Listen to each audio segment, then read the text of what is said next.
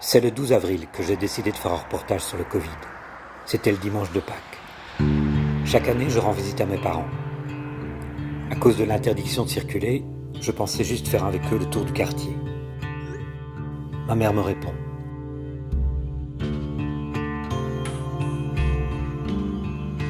Incivique, elle a dû entendre ça à la télé.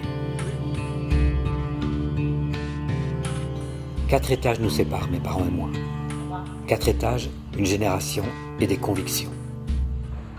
Pour mon père, cette pandémie, c'est la fin d'un monde. Médecin à la retraite, 87 ans, en décompensation cardiaque. Une cible parfaite pour le Covid. Il a déjà rédigé son testament, il refusera les soins intensifs. Ma conviction à moi, c'est que cette pandémie est plus médiatique que sanitaire. Je ne nie pas le virus, la contagion, l'hécatombe du printemps. Le Covid est réel, mais la manière dont on le raconte est surréaliste. Nous sommes en guerre. Vous avez raison, M. Macron. C'est une guerre de l'information. Les prévisions alarmistes, accouchées par des modèles épidémiologiques, sont une arnaque.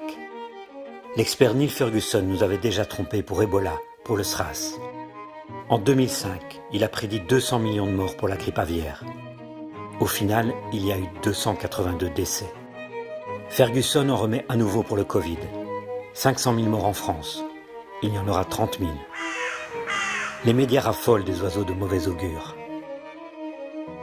Pendant 3 mois, sur toute la planète, on va faire tourner le compteur à décès et comparer les scores de chaque pays. Belgium, 12 points. La Belgique. 4 milliards d'individus vont vivre sous hypnose télévisuelle, générant une psychose collective. Je veux savoir comment on en est arrivé là. Depuis 6 mois, je me réveille la nuit avec l'impression de vivre un cauchemar, avec l'intuition tenace que quelque chose d'énorme se joue. J'accumule les indices de manipulation statistique de plus en plus flagrantes. On fait croire qu'une infime trace laissée par un virus est une maladie. On ne fait plus le décompte des morts, puisqu'ils sont rares. On cumule les tests positifs. On impose le port du masque en plein air, sans aucune évidence scientifique de son utilité. Et avec nous en plateau, l'épidémiologiste Marie Gilbert. Les grands médias continuent d'inviter les mêmes experts. Certains ont des conflits d'intérêts. Et toujours le même discours. Pas de retour à la vie normale avant le vaccin, présenté comme la panacée. Qui nous dit ça? Van Latem, Van Ranst. Ceux qui en 2010 nous ont vendu le vaccin GSK pour stopper le virus H1N1. Un flop monumental. Les médias ont la mémoire courte.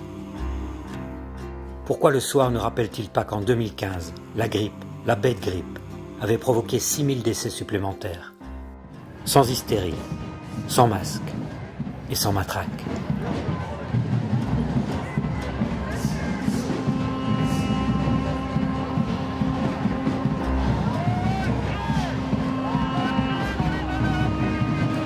Le masque partout. C'est qu'on n'a aucune argumentation réelle pour pouvoir soutenir cette décision. Partout dans le monde, des voix s'élèvent pour dénoncer une instrumentalisation de la crise à des fins politiques, économiques, commerciales. Pour moi, c'est un grand délire, mais qui est instrumenté, parce que c'est pas Par qui ? par Big Pharma. Tout ça est instrumentalisé. Vous savez quoi? On va tout de suite vous dire, vous êtes complotiste, professeur Perron. En Wallonie, certains pourtant... En Belgique, les télés ont mis des mois avant d'inviter sur leur plateau des professionnels de la santé qui contestent le discours dominant. Si on donne des nombres absolus, ça ne veut rien dire nulle part. Il était temps. Le 9 mai, mon père m'avait envoyé un courriel. Le journal télévisé de 13h ce jour confirme la reprise de l'épidémie en Allemagne. L'heure n'est pas au relâchement. On le voit dans certains pays comme l'Allemagne, la courbe repart à la hausse. En réalité, le 9 mai, les chiffres continuaient de baisser en Allemagne. En certains endroits, on pourrait même reconfiner. J'ai vérifié sur les chaînes allemandes. Il s'agit d'un seul canton où un abattoir est concerné. Moins de 200 ouvriers sur 1200 avaient été testés positifs. Aucune hospitalisation. Le déconfinement était juste retardé d'1 semaine. Les écoles n'étaient même pas concernées. Juste un petit raccourci pour encourager le respect du confinement? Ou une simple erreur de la part d'un présentateur sous pression? Elle est humaine, l'erreur, mais elle va toujours dans le même sens, celui de la peur et du pire. C'est pour mon père que je veux mener cette enquête.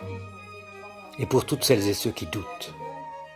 Qui se demandent si nous ne sommes pas victimes d'une vaste mascarade. Qu'on ne me dise plus jamais que la presse est un contre-pouvoir. Je veux faire ce film parce que je ne décolère pas. Incivique et irresponsable